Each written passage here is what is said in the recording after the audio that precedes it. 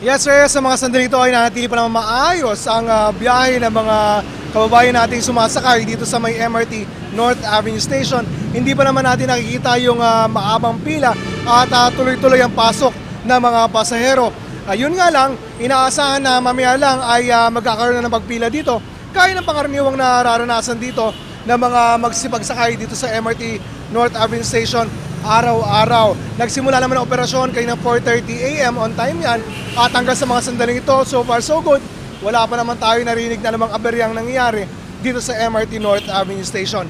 Ang problema nga lang, Rhea, dito sa may EDSA, sa tapat mismo ng MRT North Avenue, ay nagkakaroon ng pagbabagal sa daloy ng trapiko.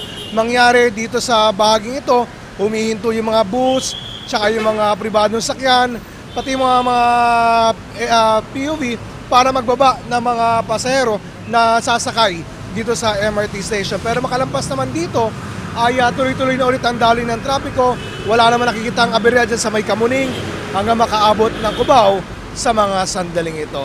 Kaya, Maraming salamat, Oscar Oida.